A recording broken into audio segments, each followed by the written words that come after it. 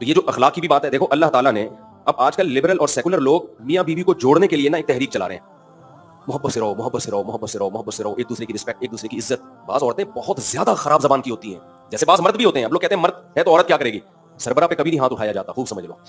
اگر مرد کو یہ رائٹ ہے کہ انتہائی شدید ضرورت میں عورت پہ ہاتھ اٹھائے تو کہتے ہیں پھر عورت کو بھی رائٹ ہے. ہم کہتے ہیں نہیں، عورت کے پاس یہ رائٹ نہیں ہے. ایک عیسائی سے میرا مناظرہ ہوا پادری سے، میں نے کہا عورت یہ کر رہی ہو، کیا کرے گا، کہنے برداشت کرے. میں نے کہا اللہ کے بندے وہ بات کر جو کامن سینس کی ہو.